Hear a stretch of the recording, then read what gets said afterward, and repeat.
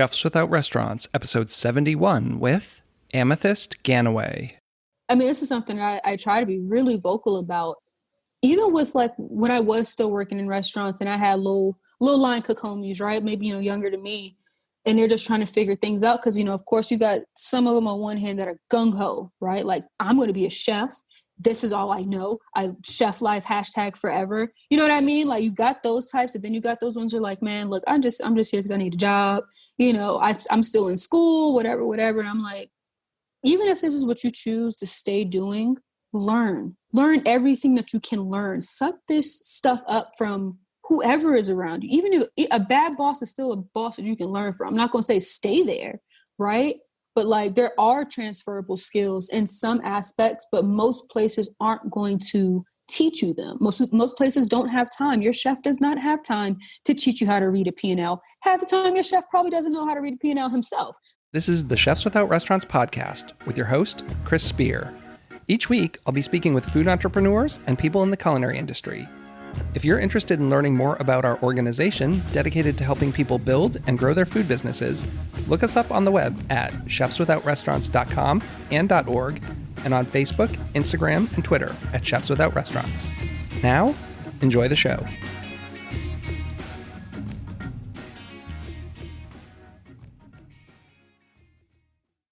A warm welcome to all of our Chefs Without Restaurants listeners this week. It is Thanksgiving week, and I know many of you will not be spending it with your families, but I hope you have as good a Thanksgiving as you can. So I'm your host, Chris Spear, and on this show, Chefs Without Restaurants, I dive into conversations with people working in the food industry that are not related to their jobs cooking in restaurants. So we have a lot of personal chefs, caterers, food truck operators, R&D chefs, and all kinds of other occupations represented here.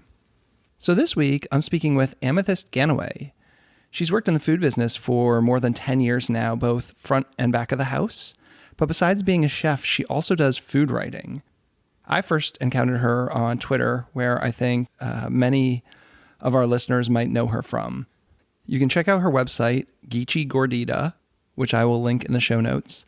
And from there, she also links out to many of the other places she's written, including Food and Wine Magazine and Eater. One of the things we talk about on the show is being well-rounded and really pushing to learn as much as you can at your place of employment. Many of these skills are transferable skills, and some of the things you can learn while working in a restaurant or a food service environment are actual skills that can carry with you to many other careers.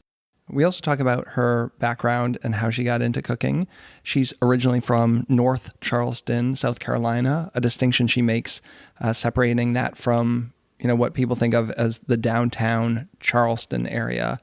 So we talk about that and how she got into food service and what some of her goals are in the future. Let me know what you think.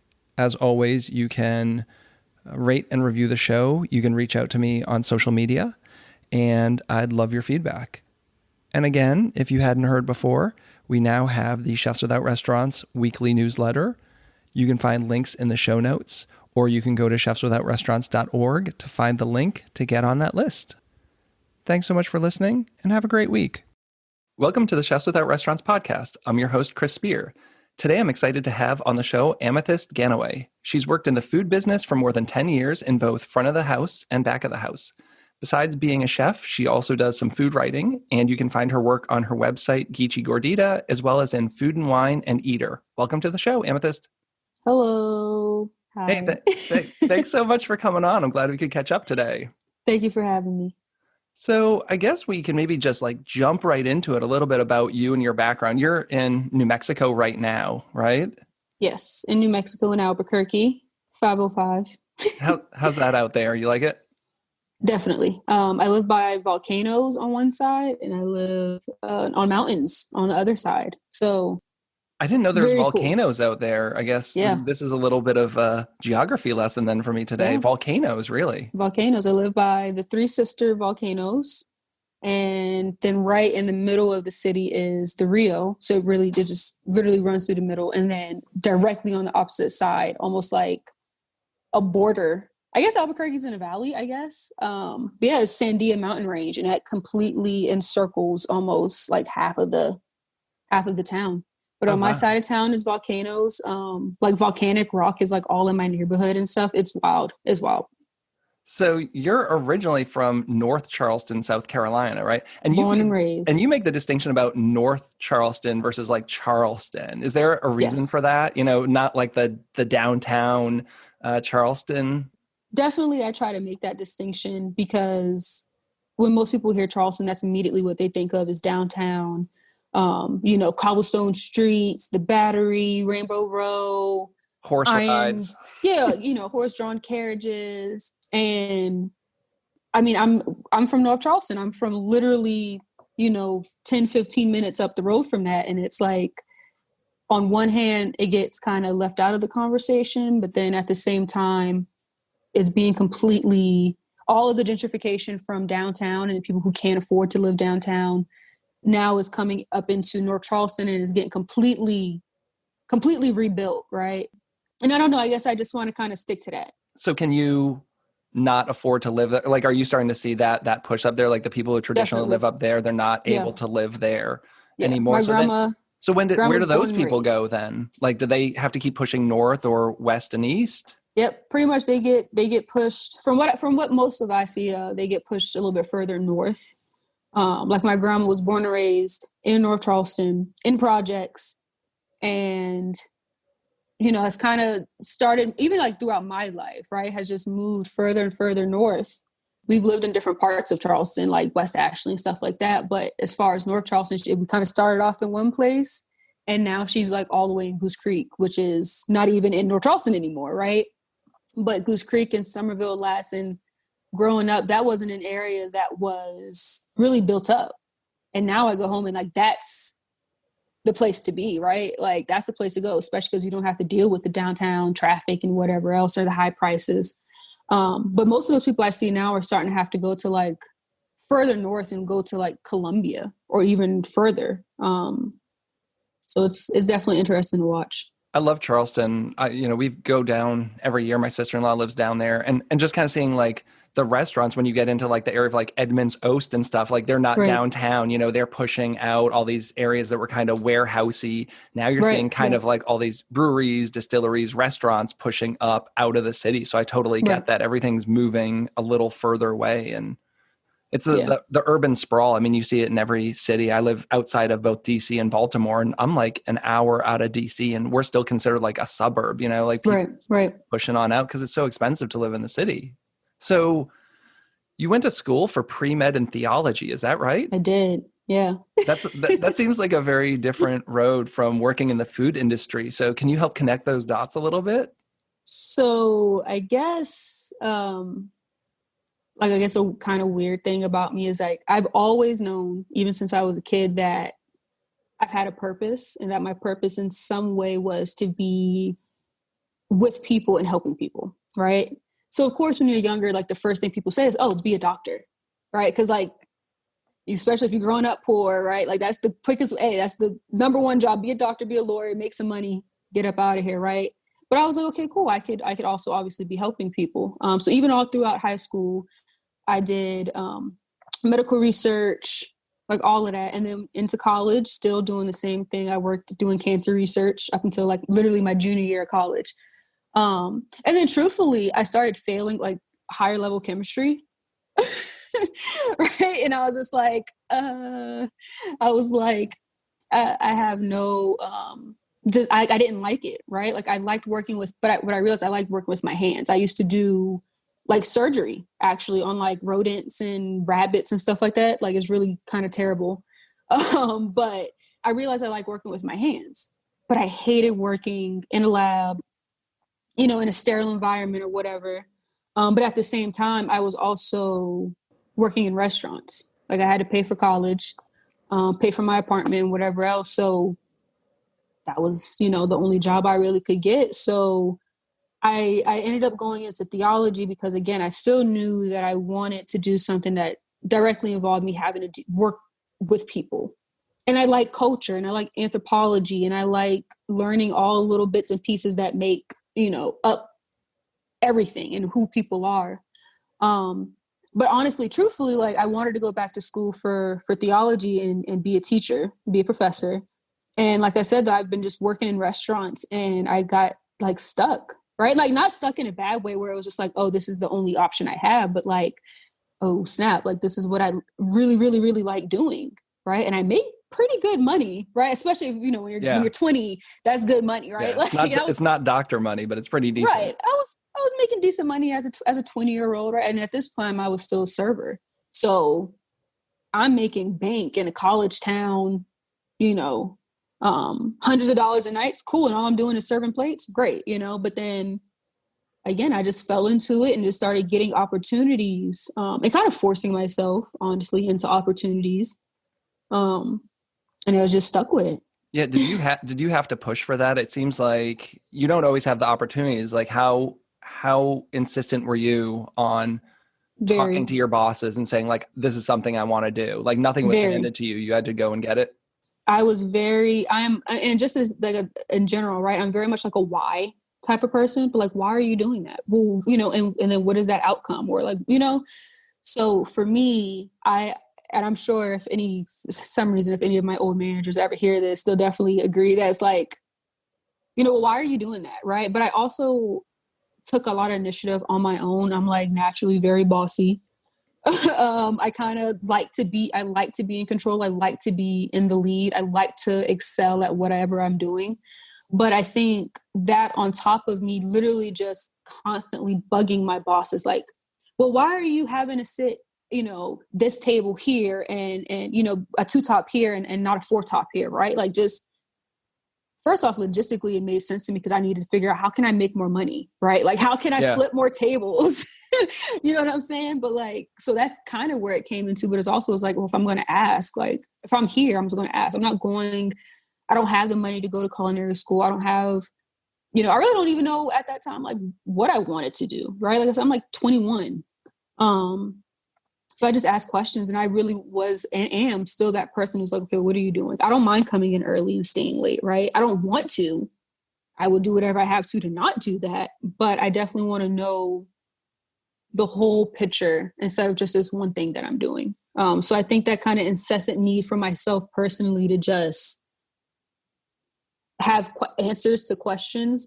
And then, like I said, just being an annoying employee to my managers, or it's like, well, if you're doing that, can I come help? Can I see what, how you're talking to a table and why you're talking to a table? Just because I was just that type of person. Were they receptive to that, or do you think they were? So it wasn't kind of like, man, stop asking me questions. It's kind of like with kids. Like sometimes you just want to say like, do this and ask right, why. It's just like because like I don't have time to get into this. But like, were they good with you?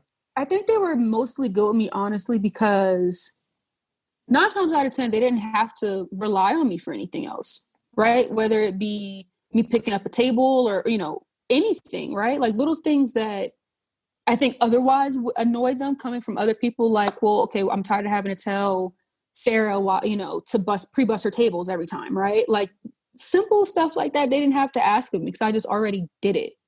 So I think when I did have to come to them, with other questions, and they hopefully realized that I wasn't just asking like surface level, but they were more, willing to kind of work with me. I mean, I've definitely had some bosses who really weren't trying to hear that. Right. And that's cool.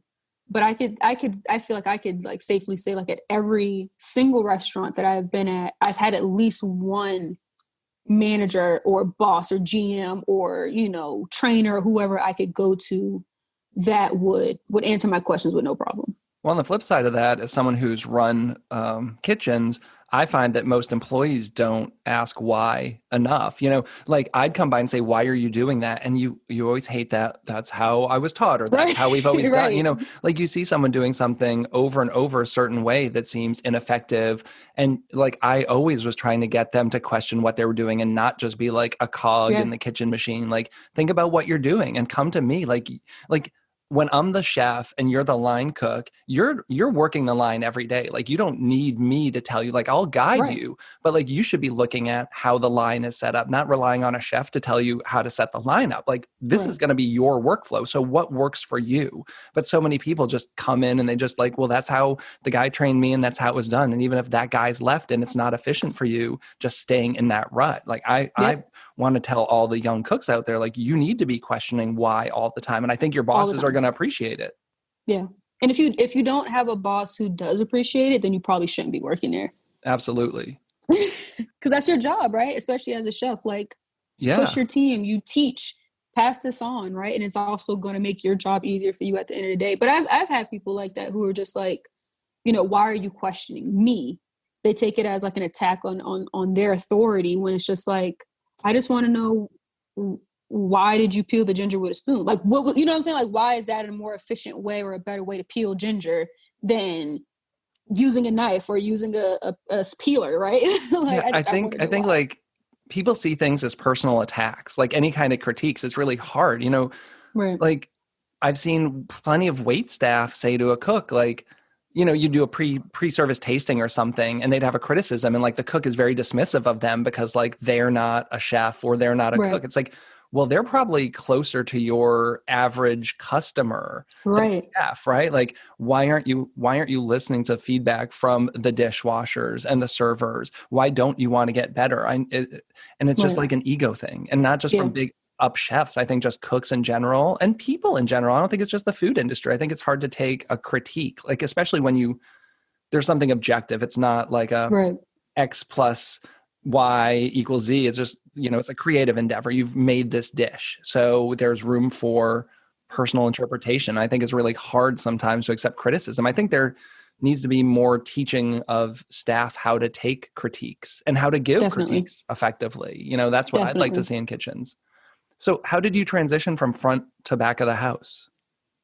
So it was, again, partly kind of me, like, honestly getting bored with front of house. And this is something I always tell new servers, new cooks, anybody in general, right? Any field that you have to work with other people.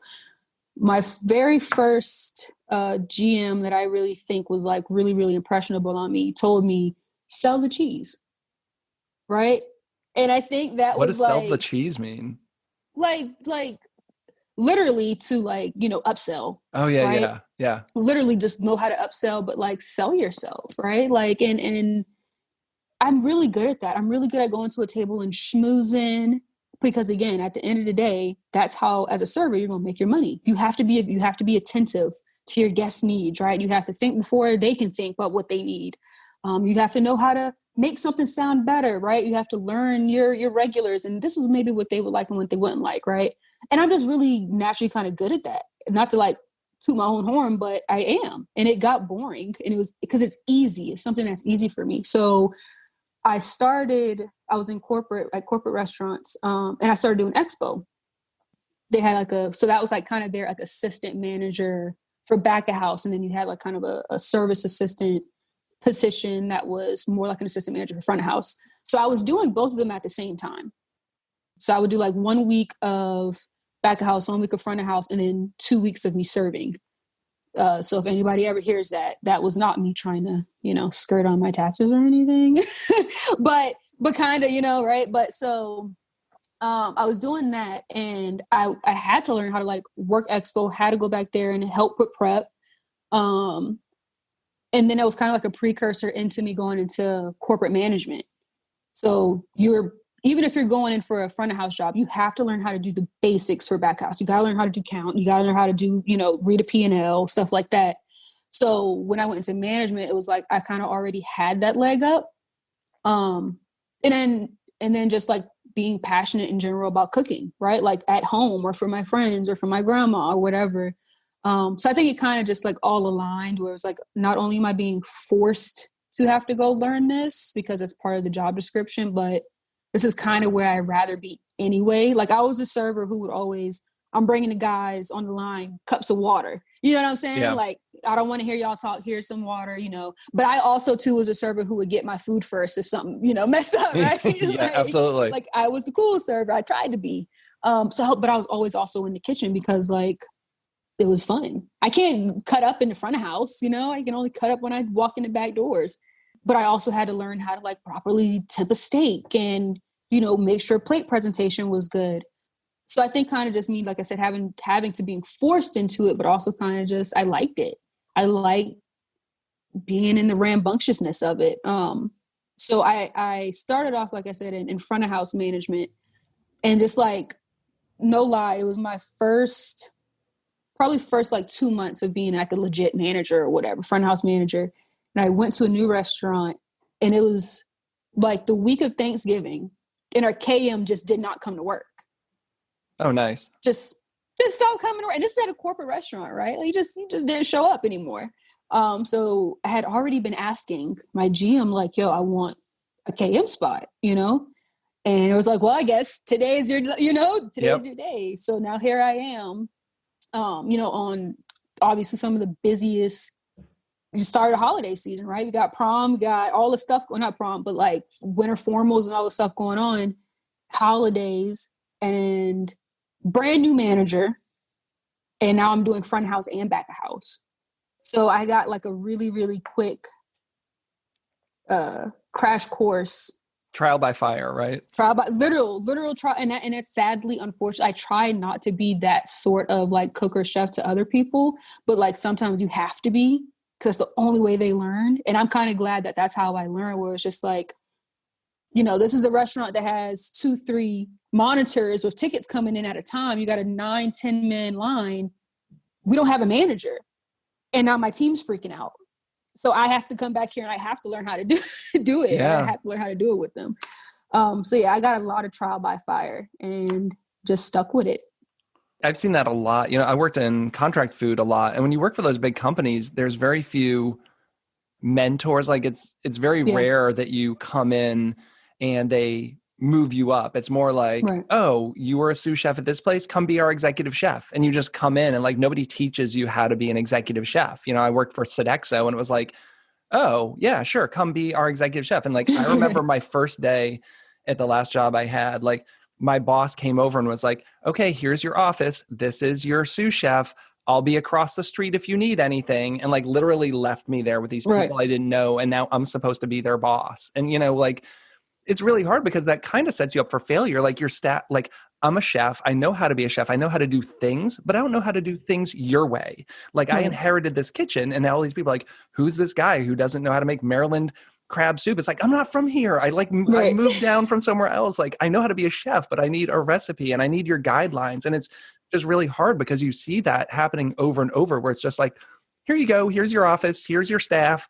Call me if you need me. Like, and that happens over and over. And I don't think it sets people up for success. So definitely, those are some of the things I always tried to be good about training my staff so that they were in a position to move up if an opportunity presented and they wanted to do that. Agreed. So have you always been interested in food? I know you mentioned your grandmother. Like, are you someone who grew up like cooking with their grandmother and had that, kind of that you hear all the time? So you totally are one of those people who just grew up with grandma cooking and her food.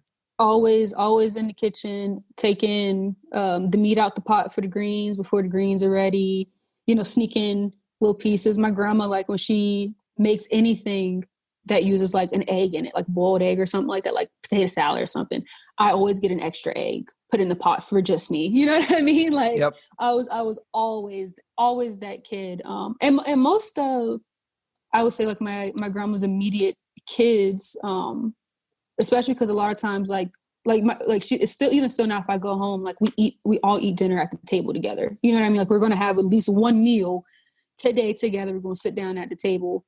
And then growing up in the South, right? Growing up in Charleston, whereas like everything we do has some sort of food. If you go to your neighbor's house, they're going to probably offer you something to drink and something to eat. If you are celebrating a life, you're going to have food. Crab cracks, seafood boils, oyster roast, all that's just like normal, right? Like being surrounded and then being literally surrounded by food. Like I was talking to my grandma about it yesterday, having pecan trees everywhere, right? Or having citrus trees just growing, right? Anywhere, plums, pears, like literally just growing up with an abundance of food at your fingertips, right? You can be poor, You could be dirt poor in Charleston and you could still eat. Well, that's a good thing to know. Yeah, definitely. So is it different? I love the South. I love Charleston. It seems like such a great food culture. What's it like where you are now? I know you didn't grow up where you are, but is there a food culture, and how does that kind of compare to the North Charleston area? Definitely a food culture here. And like, I mean, I guess anywhere you go, right, you see like the kind of pride that people have in their food, especially like cultural food. For me, it's probably been the most dope to see indigenous food and indigenous people who have been here for literally forever, right? Like Pueblo Mexicans, Pueblo people have never left. New Mexicans have never left here. So like for me, that's wild, right? It's like, you know, I can go wherever in the country and eat fry bread, right? But like to have like Pueblo fry bread, like that's crazy, right? And I guess especially coming from the South where we don't see those kind of cultures. We don't see even just like Mexican people. You don't really see other Hispanic, Latinx people in the deep, deep, deep South, right? Not maybe more so now, but definitely not when like I was growing up. So yeah, we had tacos or whatever, right? But like not like when you come out here and it's somebody's grandma, but that same kind of familiarity, right? Like this is clearly something that people have been doing for forever and they know how to do it really, really, really, really good. And then it's a different kind of food culture too, because Albuquerque in particular is like really, really heavily brew culture, big craft beer culture out here. So there's breweries like everywhere. I want to say there's like at least 30 breweries just in Albuquerque. It's insane. Wow. So there is a kind of food culture kind of built around those, but it's weird because a lot of those breweries don't have kitchens. So they want to have like a bigger like food truck culture out here, but the city kind of makes that difficult. So, but I'm starting to see like even me living out here for 2 years, seeing like this kind of, there's a lot of pop-ups happening, a lot more kind of food trucks that just go wherever. Sometimes they just park out in front of different breweries on different nights. So that's definitely cool to see. And like I said, being able to get like fresh tortillas every day, and that's something that you don't think about, until you like are trying it here and you be like, realize like, oh snap, like there is a difference, right? Like there's a huge difference. And then of course, chili culture. You got to have red or green chili. You can have both. What are you a fan of? Have you picked a side yet? I honestly go for Christmas. I go for both. But mainly I'll go for green chili. Mainly. But if I could have an option of having both on my plate, I'll take both. Because I feel like the red is a little bit more smoky in its own different kind of way. But I mean, this is also the first place I've ever seen like Pizza Hut and McDonald's have green chili on their menu. What? That's crazy. Mind blowing. Really? That's a thing? I didn't know that's that. That's a thing. Even on TV commercials, you'll see like McDonald's, regular, whatever, quarter pounder, right? And it's green chili burger. Wow. I'm gonna have to look into that a little bit. There's so much. I mean, just something seemingly small like that I have no concept of existing. Yeah. Well, it's like I grew up in a small, medium-sized city outside of Boston, but we had a large Portuguese and Brazilian population there, which was always normal to me. I mean, they originally came because of fishing and stuff, but like they have linguiça sausage. Have you ever had linguiça before? I just tried it for the first time this year. That's something that was like normal to me. So you'd go to like a pizza shop that was like a Greek pizza shop, but they would put it on their pizza, or you could get a sub. And when I left, I was like, you can't get linguiça pizza, in Seattle, or, I've lived all these places and you just don't realize it. To me, it was totally normal that half the stores in town the signs weren't in English, and it was just like what we ate. And I didn't know until I left. And then people say to me like, you could get linguiça on a pizza? I'm like, yeah, and it's dope. And it's good. I wish I could get that again, Yeah. So are there foods that you can't get? Like, what do you really miss?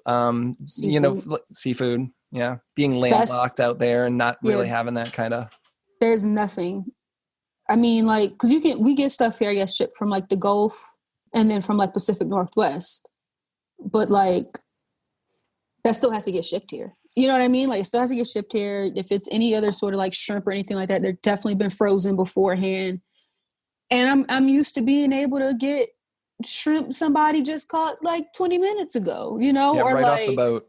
right off the Do they boat. have crabs? Can you get crabs of any sort there? I so you can get like Dungeness and like snow crab legs, right? Because they come frozen. But beginning of soft shell crab season, I got a couple. So I was like, okay, well, I don't know where these coming from, but I'm gonna get me some crabs. Man, I opened up the container, rotten, spoiled, Uh, already spoiled. And I'm just like, well, great. Like I spent, you know, $30 on two little tiny damn crabs, and I can't even eat them. But like even oysters, right? Like oysters taste different from Pacific Northwest than they do coming from briny South Carolina marshy waters. Like so I can get stuff, but it's never the same. It's never the same. well, you know, it's always going to be best when you eat locally and eat seasonally. Right, like, right, you know, yeah, right. trying to get soft shell crabs out there, probably not a good idea. Not a good idea, You have right? those cravings. I mean, there's things from my home that I want, and it's never going to be the same. I can't get any fish to fry, so that like is a huge thing, right? Like it's like, oh, we can go get some tilapia or some, you know, pre-frozen catfish. And I'm like, no, I want a whole piece of grouper, a whole piece of whiting with the tail and the head still attached, and I want to be able to fry it, you know, like. But and then people out here don't, who are like, especially from here, right? Like they don't really like get it. But it's like it's a complete difference in how everything tastes, right? And it's just like I can't even kind of do that act that I do every Friday that I grew up with every Friday, frying fish on Friday. I can't even do that, right? It's not the same. Like I don't want fried mahi, you know? Yeah. We have a great place here. And my father-in-law, like Friday, he always goes and gets like the fried fish platter. Like this place only does it on Friday, but that's his thing. And it's, you know, whatever they've got. And quite often it's like whiting, and he's just like Yeah, getting like beans and yeah. rice and fried fish and greens and sweet potatoes. And like That's all you we don't need. even bother like asking them what they want to do for dinner. Like Right. they're going to go, and it's a Jamaican place. It's called Jerk and Jive, and they're on point, but like every Friday, without a doubt, that's what he wants for dinner. And, you know, that sounds like a pretty good tradition to me. So we partake as much as we can. So now I guess so many people, I guess, know of you through food writing. I think, you know, you and I connected through Twitter, which I'm sure a lot of your people in your community now probably found you through Twitter, wouldn't you say? Like Yeah. it seemed like, I don't know, I had no idea who you were. And then like one day we're somehow following each other or whatever, but just kind of like, I love what you're always sharing and talking about. But now, I mean, you've had articles in Eater and Food and Wine. And how did all that come about? Tweeting. Just tweeting Just tweeting. just tweeting until enough people see that. And I don't know. I guess like because I had actually taken like a hiatus from Twitter for like 3-4 years. I wasn't even on Twitter until like maybe the year before last I came back. And even last year I was really not on it as much. But yeah, so you know, at the beginning of the year we had COVID started, and then we had George Floyd's death, right? And all of the protests and stuff that came from that. And then truthfully, at least with these current opportunities, I just really got tired of white people talking about issues, even pertaining to food that they didn't know about, right? Or like trying to be a part of this conversation without having Black and brown people in that conversation. Or like, you know, everyone's like, oh, well, food isn't political. And I'm like, well, actually, you know, like what a privilege to be able to say that it's not, when in every facet of its existence, it is political, right? But like, especially when you want to talk about Black people in protest, okay, then let's talk about it. If somebody wants to pay me to write about it, I will. And I said that, and somebody was like, okay, hey, we want to pay you to write about it. So, well, there you go. That's a good way to yeah, jump into it. So you know, there's a lot of conversations. People say like, I shouldn't have to educate white people about this right. and that. Like, where's your stance on that? Because it seems like you're writing about and talking about a lot of these topics. So it seems like you do want to get a point out there. I mean, I'm sure it's annoying Right. if people are always like DMing you saying like, can you explain this to me? Which And you don't happens. want to, and you don't want to do that, but Right. it does seem like you know, you enjoy sharing the stories and kind of putting knowledge out there as best you can. Definitely. So a lot of the stuff that I do, like even randomly talk about, right? Honestly, it's not for anyone in particular. A lot of times it's just me just getting some tweets off, right? Or like just Thinking out loud. thinking out loud, right? And forgetting that a bajillion people out there can see it.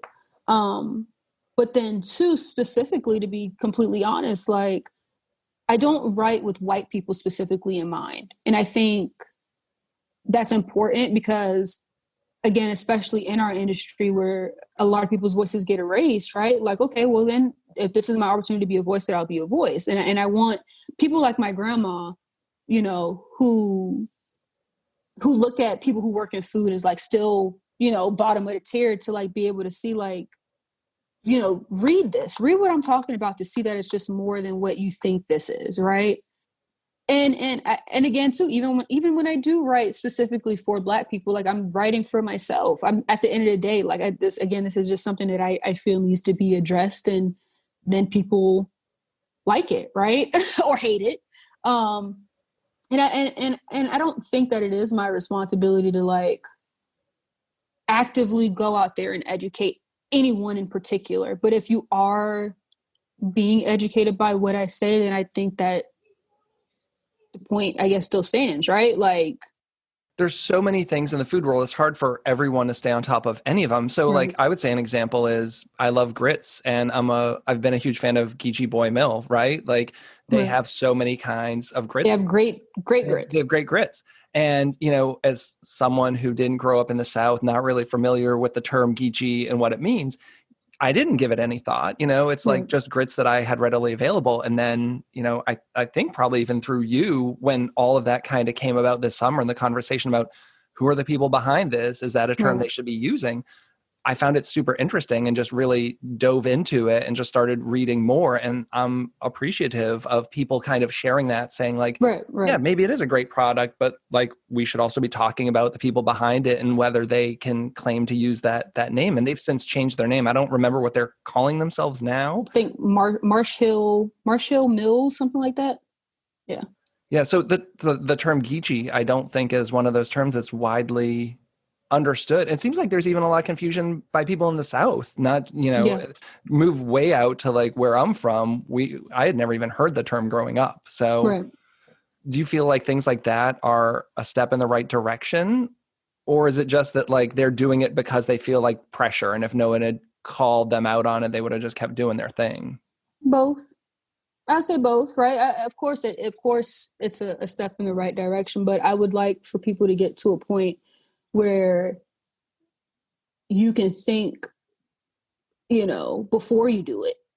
So that this does not have to happen, right? Like, not just changing it because you're getting called out on it, but like having the pre-thought of saying like, okay, is this what I should do? Or maybe you do start it and then a year in have the self-realization that this wasn't probably a good idea. Yeah. So I think it's a little bit of both, right? I think that, okay, you can own up to it, right? And hopefully now clearly other people should know not to do what you did, right? You should learn from an example, but that's easy to say when you've already built a business and a brand off of it. You already have clientele that know your product, you know, and know you by this one name. So you making that change is not really, not to say that maybe they have suffered. They probably have, you know, taken a loss, but you know, you've already established it. So what's your career path look like? Like, what are you interested in doing? Even if it's short term, like, do you have set goals and things that you're looking to do? Or are you taking it day by day? I'm day by day in this thing, man. What's COVID look like right now? What are you doing, like work wise? So doing a lot of like recipe developing, working for some brands and some publications. I will have some more pieces coming out really soon. I have a lot of stuff coming out really soon. So that's a good thing. I'm kind of honestly overworking myself. But I don't know, long term right now, all I can do is really like freelance. Like New Mexico at first, at the beginning of the pandemic was really, really good, right? Like governor shut down really early. We had some of the lowest cases, in the country for months. And just like every place else now, we're skyrocketing back up. So, I mean, at some point I wanted to go back into a restaurant, and then I'm just like, that's just not going to happen. It's just not a possibility. And with freelancing, it is kind of giving me the opportunity to kind of take a step back out of the kitchen, kind of, refigure out what kind of goals are even attainable, right? Because I don't know how next year is going to look. I don't know how 2022 is going to look, right? I would still love to do my pop-ups that I had planned for this year. I would love to still do my internship for America's Test Kitchen. That I had planned for Talk about that for a little bit. I saw that. How did you get this internship? And what does the internship look like? You just applied for an internship with them. I just applied. Like that. This is one thing about me too, man. Like I'm always looking for a job. I can have a full-time salaried benefit job and I'm probably on the clock looking at Glassdoor. You know what I mean? Like, hey, nothing wrong with that. I mean, always trying to improve yourself. Always. So no, I know I haven't met them yet. Like Chef El Simone and Chef Cassandra Laughlin, two women who work for America's Test Kitchen, and had already been kind of just talking to them about their experience working there. And I think I just happened to be on the job page, right? Looking and seeing what they had. Not ever going to move to Boston, right? But I'm still looking just to see like, what are my options out there? What are jobs out there looking like that are outside of the kitchen, outside of a restaurant? And I saw the posting for it. And I sent it to them, just kind of asking them like, hey, do you know about this, blah, blah, blah. And they were like, yo, go ahead and apply. So I applied, and they usually do, I want to say like 2 to 4 rotations every year, of a couple of people. They prefer people who have like, actual culinary experience in a kitchen. So I applied, and I was supposed to be doing a test kitchen intern. So doing all the behind the scenes stuff, learning also like about their editorial process, learning how they do the TV recordings, kind of jam-packed into about 3 months. But then literally about a week, I want to say it was exactly a week before I was supposed to fly out there, is when they're like, hey, we're going to push this back a little bit, and then next week, hey, we're going to push this back maybe until a couple months. And then, next week after that was like, nah, look, we completely had to shut down. They're probably not going back to work until, whenever 22. At this point. Yeah. So, that's just kind of just waiting to see how the world, like I don't feel safe, like traveling on the airplane. I'm one of those people. Like, I don't want to get in an airplane. I'm with you. I haven't done any indoor dining at all. We've eaten outside twice since March. Like, we're not even doing that. Like, our town closed downtown, and there's table stuff. I have a friend who has a restaurant. We went there, we had ordered pickup. When we got there was literally 1-2 top outside, and we were able to sit on the opposite side. That was the first time. And even still, like, I'm like taking my mask down, like, is this okay? Like, I still get anxiety about it. And, I'm totally down with the takeout. I have no desire. Like, I'm in my 40s. I want to live to be like 100. If I have to put myself in a bunker for 2 years to like live another 60, I'm cool. I got some stuff I'm going to do in my house, personal growth, spend more time with the family. I don't need to put my life on the line. Like, there's people who are like going in a TGI Fridays, taking their mask off to have like a $8 burger. Like, I'm just not there. And I'm sorry. Like, I love the food industry, and I'm so sad that so many places, it sucks. Like, we had a super windy night, and I have friends who post on Facebook today that like their tents totally blew down and all the things holding them, like they haven't felt safe opening for indoor. So their only thing they were holding on to is outdoor dining. And now their outdoor parking lot is trashed because of wind. And this was like the first thing that happened. I mean, I'm seeing friends in Boston, they had snow last week and it tore through their tents. Like, they're going to be screwed. Like, it sucks, but I'm not eating indoors. Like, I can't wear that burden of like supporting the whole restaurant industry by dining out. Like, it's just, there needs to be some more help. That definitely, I think there needs to be like government intervention. I don't know what that looks like. And I'm not in restaurants per se, so I don't know, but it's tough. But I'm with you. Like, we're not riding planes, getting on a train. Like, if I can't drive there in my car and do it, if I can't keep my mask on, I'm not doing it. I've never been to Boston, so I'm especially not going to go to, I was so excited, but like, I'm especially not about to go to a place where I don't know anybody. I don't know this place, and we're in the middle of a pandemic. You know what I mean? Like, I think familiarity gives you some comfort during these times, right? It's even if it's a false sense of security, I think for managing anxiety, like having that feeling that you belong there and people, I mean, maybe that's why we're letting our guard down, right? Like, isn't everyone Right. getting sick because they're hanging out with their friends? They're not really catching it by going to maybe Right. restaurants, although the jury's still out. It's like, oh, because this person lives across the street from me, I know them really well. So they're going to come in my house and we're going to take our mask down, and then everyone Right. gets sick. So it's just not good any way you look at it. No. So are you getting paid to do writing right now? Is this something that's actually earning money? So you're not just having to like, do it for free? Because there's so much of that out there too. Like, oh, I love your voice and what you're doing. Like, can you write for me? Sure. Like, what's it pay? Oh, it's for exposure, right? Like, I'm sure you're still getting pitched for free exposure pieces.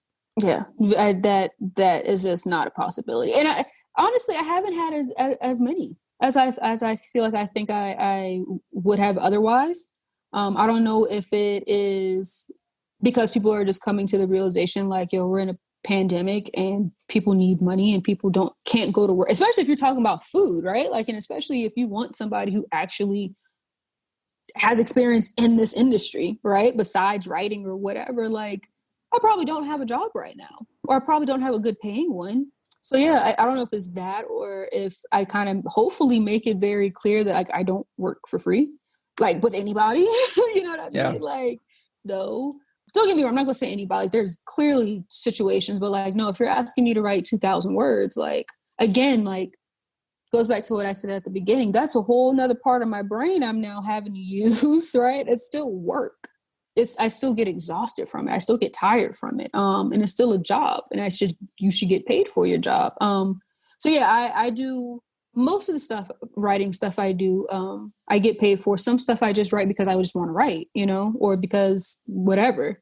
But I definitely am getting paid for all of my opportunities. And for me, coming from a restaurant, coming from a kitchen, the pay is better, right? Yeah. Most of the pay is better anywhere, better than restaurants. Right. Unless you're like those front of the house. I've never worked front of the house. I know some front of the house people who can clean up pretty well, right? Yeah. But and that's the kind of the one thing I do miss about front of house is like, man, I know I could walk in here right now and walk out this 3-hour shift with $200 in cash in my pocket, And it's sad because like it kind of bothers me sometimes that I see other freelancers saying, oh, well, this isn't enough money or this isn't a lot. And that may be very true for where they are, for what their lifestyle is or whatever, right?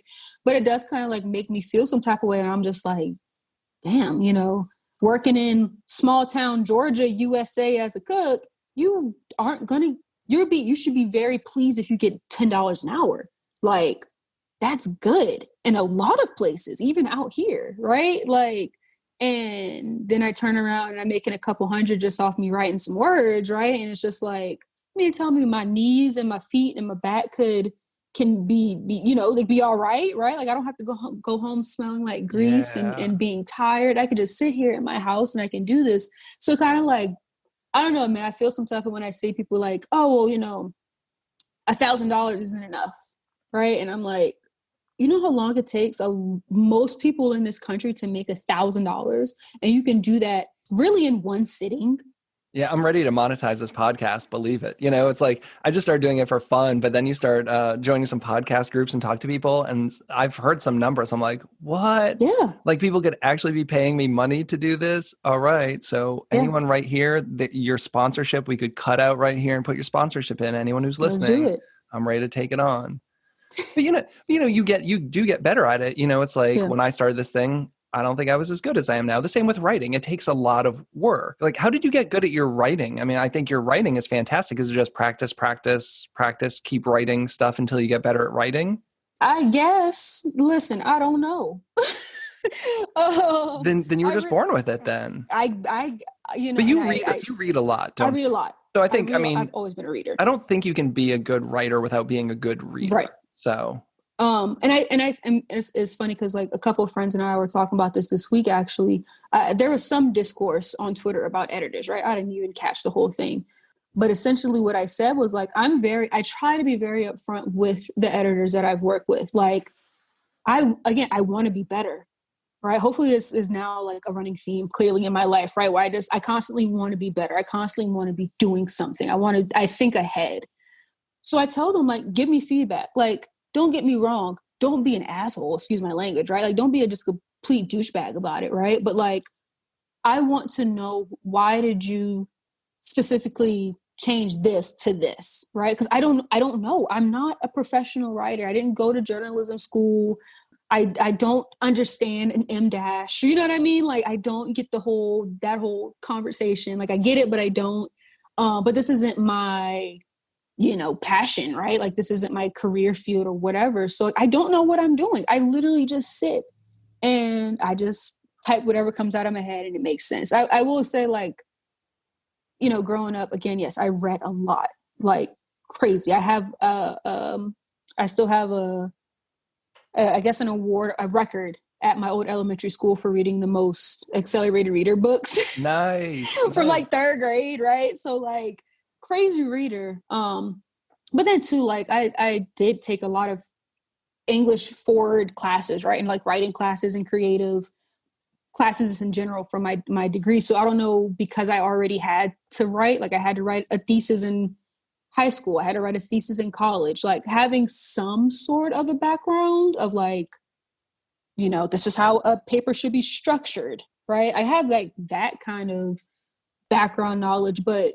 truthfully, I have no idea what I'm doing. Well, I think, if you're trying to write a nonfiction piece, especially about something like food, that's for the people, right? Like, it doesn't have to be this like super extended, very flowery novel. I think sometimes writing in conversational or basic language gets the point across. Like, if you really want the most people to read and comprehend this, I think sometimes you can bog down. Like, sometimes you just read this thing, it's like that, it didn't need to be as long as that is. Like, someone's making this overly long because they're trying to fill the page, but sometimes being concise is the way to go. It is what it is. Yeah. I don't feel like I have a style. I don't know any of this yet.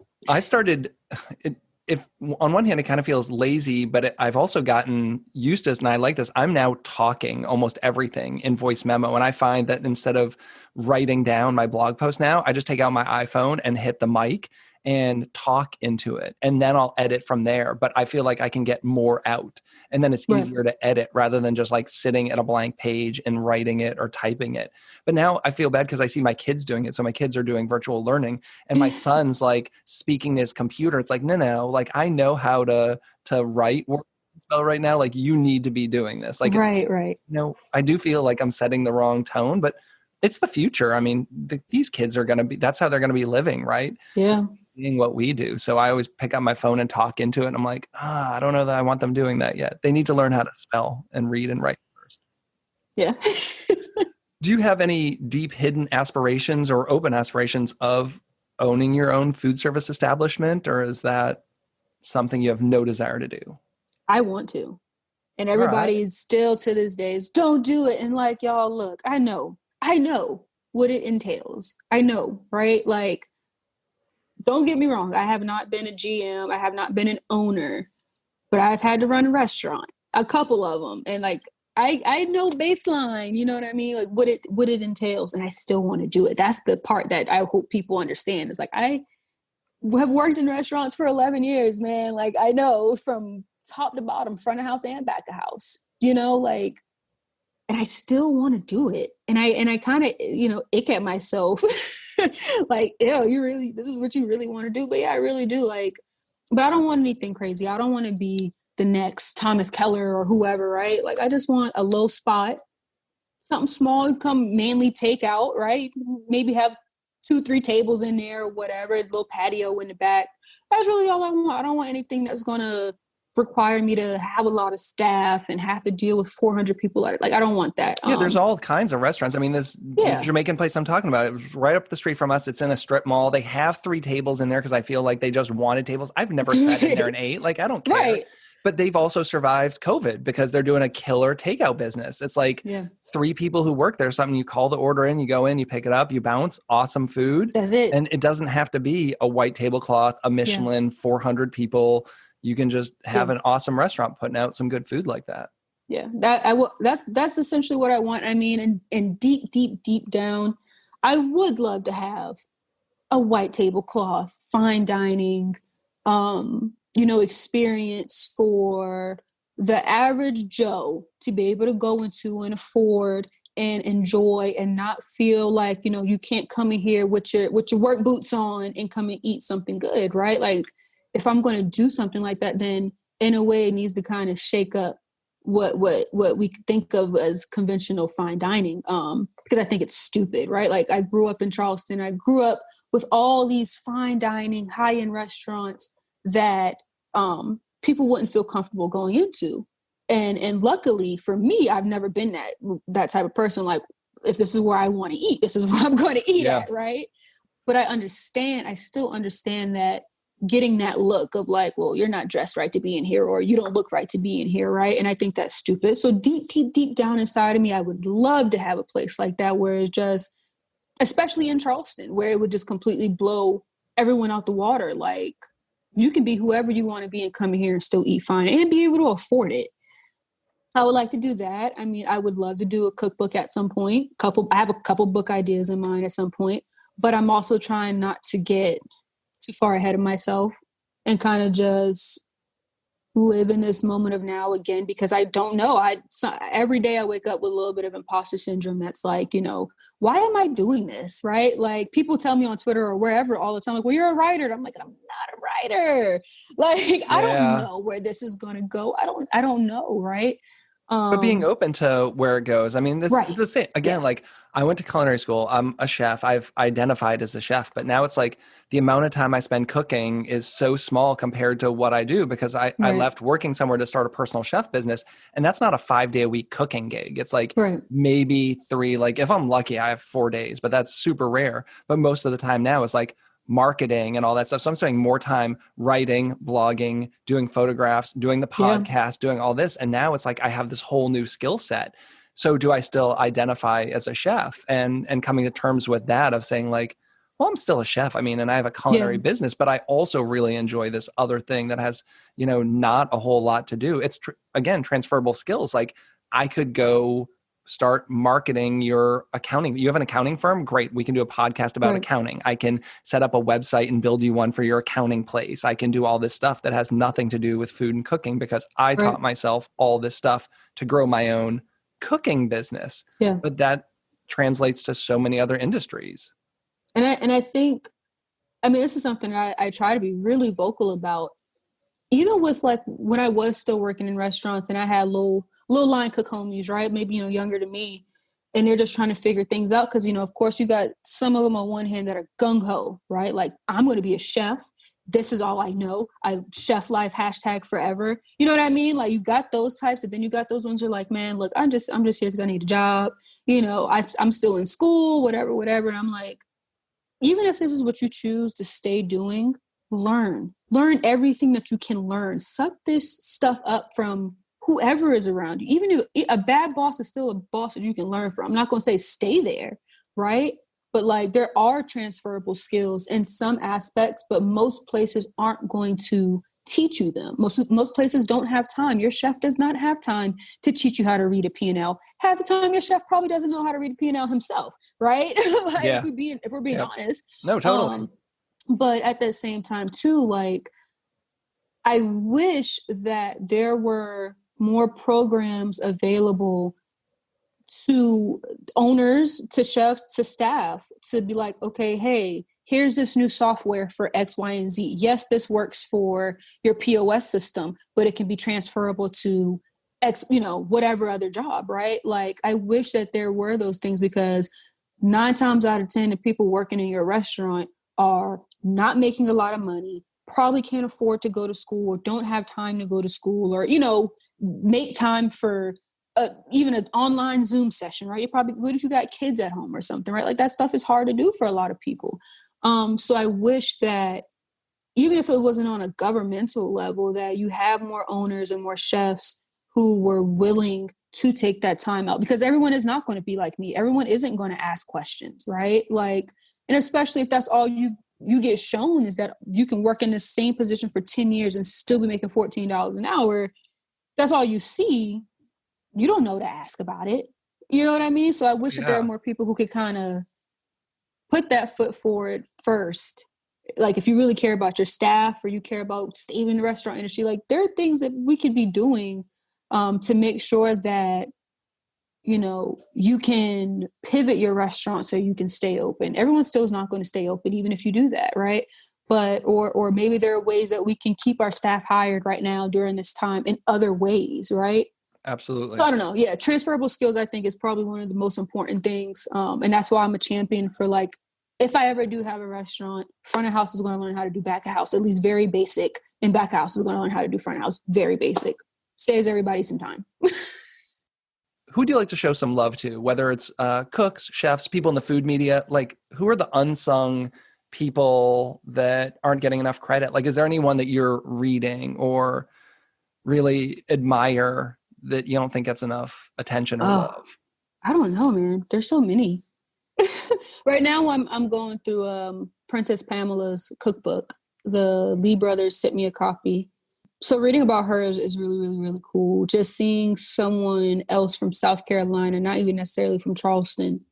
And at a time, it's the 70s, 80s, you just don't hear about her, So like that's someone cool, and that's older. But for like everyone right now, man, like if you follow me on Twitter, on Instagram, that's the place to go.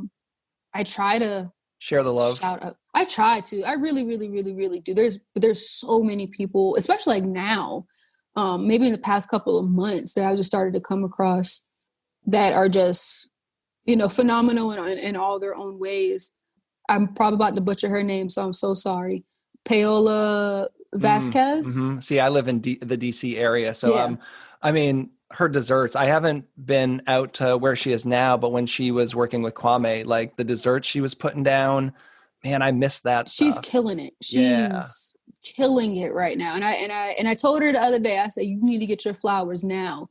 And I hope she really does like recognize that, like, and I hope people recognize like what she's doing just on a political level, on a personal level. It's astonishing, right? And again, like, especially to see it happening in the middle of coronavirus, like that's what, even not to say that she wasn't, because she was already on my radar for working with Kwame. But she's gotten a lot of attention, like you said, for that, for so much more than just her cooking and food. Right. And now she makes funny TikTok videos as well. I mean, she's hilarious. Really put herself out there. Yes. But, using that as a tool to get her message out there, I think has been phenomenal. I'm super excited. Like, I've got to get down there. I'm actually headed to DC tomorrow. I'm not sure I want to be in DC on election day. I'm kind of scared, but we're going to head down there tomorrow for some stuff. Did you do like a pandan, like something like babka or something like that this past weekend that just looked crazy? And that restaurant in general is really awesome, but I haven't been since she's been there. So I'm really excited. So I'm going to capitalize on the fact that I live about 45 minutes from there and go check that out. Yeah. I think she's someone that, brilliant. I've started to see coming up a little bit. It's great. Like, that's what I love about the internet is there's no gatekeepers now. It's, while you're in magazines like Food and Wine and stuff like that, like you can also just self-publish, and like, you don't have to wait for Food and Wine to publish your stuff. Like you just put it on your website and post it up, and people will find it, and there you go. You're off to the races.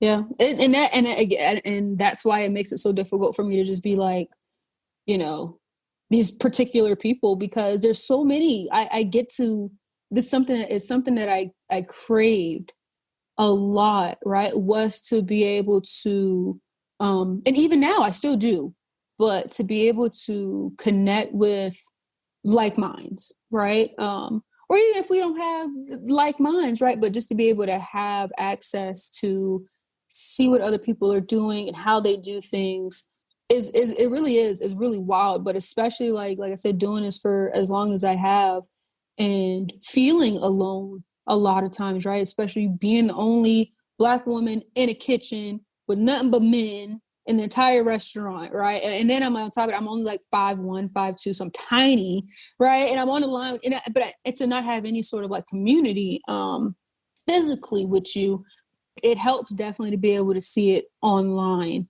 But there's just so many people now, right? Where it's just like every day I'm probably finding some new chef to follow, and they're probably in halfway across the Well, world. it's great. Like I've been on Twitter for over 10 years, and that's how not only I built my business, but found so many of my friends, and then it died off probably around the time, like you said, like you hadn't been on for like 4 or 5 years. I feel like there was a dip a little bit, and I stayed on, and I kept telling everyone in the industry, like, if you're someone who wants to connect with people and network, and if you definitely want to get some media attention, like you need to be on there. Like on Twitter, yeah. I've said a number of times, like when like all the publications I've been in was because of it started by some stupid tweet. Like I made pot liquor ice cubes. Right, stick with me here. Like you just take the pot liquor when you're done a thing of greens, and I like strained it out and I threw it in the freezer. I'm like, oh, these are gonna be ice cubes for a cocktail. Like let's stir them on a gin martini, and it gives like some funk. It's like bitter, it's sweet. There's some pork in there, and it was stupid. It was something I did, but like Kat Kinsman was following me on Twitter, and this was like 7 years ago, and she retweeted the next morning. John T. Edge had emailed me. And he's like, I saw your pot liquor thing. He's like, I'm doing this article. Like, do you want to be a part of it? It's like, yes, I want to be a part of it. But it was just like one of those things. Like it went, it wasn't meant to be like a serious thing. It was just like taking a crappy photo on my phone. I posted it to my website. I tweeted it out. Someone I'm friends with saw it, reposted it. And then, it's like, man, like I'm going to be an Oxford American in an article with Sean Brock and Hugh Atchison because of like this stupid thing I did. But that's how it works. And you just got to keep like, I see, what do you put out? Like 85 tweets a day or something? Probably, man. I really forget. I honestly forget that I'm like there's other people who read it. It really is just me, like my, like not even half of my random thoughts that go through my head, right? But like it's like, oh well, but I'm actually trying to cut back, because especially this week in general, but just Twitter is not always a good place, right? Like no, definitely it's a good place because like it definitely made me realize that like your heroes are a lot more accessible to you than you think they are, right? And they're also a lot more human than you think they are, right? Yeah. Like was used Kat again, right? I would otherwise have probably never heard of Kat, never talked to Kat, never thought of who Kat Kinsman is, right? And it's like, oh, well, I see this person talking about him, blah, blah, blah. So I was like, oh shit, like she's a real person, right? Who talks about okra all day, right? Like, so it's good on that part too, but then it's just like the constant flow of people and conversation and things that are happening a lot of times gets to be like way too much for me. You have to take it in stride. Like this past weekend, I had a lot going on. Like it was Halloween. I wanted to spend it with my family. Like, and then Sunday I was just off, and I'm just like, I took 2 days off. Like I checked in a little bit, and it's hard because like I'm managing all my own social media, but now Chefs Without Restaurants is a thing too. So like my Chefs Without Restaurants Instagram, like I'm reposting other people's stuff. And I feel like I need to put out like 7 posts today. Like right now we're recording, but today was also release day. So like when I'm off of here, like I got to pop on Instagram and like share this person who's the guest this week and share their info and do all that. And like, that's exhausting. Like it's a lot of work. I'm trying to run my business that makes money. I'm trying to run Chefs Without Restaurants. Like, but why am I doing all this? Like I said, it's so I could have a better home life, right? Like so that I could work on my terms, but it's like, well, I'm not spending time with my family. I'm not doing that stuff. Like I enjoy it. I love the podcast. I love all this stuff, but you also have to be accepting and say like, no, it's Halloween. Like I don't need to post on Instagram today. Like it's not going to cost me my business, like it's so easy to get caught up in that. And yeah, if I have a slow day, I might tweet 30 times. It might take like 3 days off, and you can't beat yourself up because you didn't get on the internet. Like there's other things going on. Exactly. This has been awesome. I think we're about ready to wrap up our time here. I feel like you and I could go for so much longer. And any parting words, anything you want to share before we jump on out of here? I don't know, man. Y'all better wear y'all masks. That's all I know. Wear your mask. Yeah, I know. Wear your masks. This is gonna come out after election, so it'll be interesting to see. And I don't know how much I'm gonna be glued to the internet. I don't. Yeah, same. I don't know any good parting words, man. Just everybody stay safe. Really, Yeah, word. So we can all travel again, if nothing else. I know that seems like a small thing, but I just want to be able to. I want to go home. I want to see my grandma, y'all. All right. Yeah. Well, thanks so much for coming on the show. And to all our listeners, this has been the Chefs Without Restaurants podcast. As always, you can find us at chefswithoutrestaurants.com.org and on all social media platforms. Thanks so much. Have a great day. Thanks for listening to the Chefs Without Restaurants podcast. And if you're interested in being a guest on the show or sponsoring a show, please let us know. We can be reached at chefswithoutrestaurants@gmail.com. Thanks so much.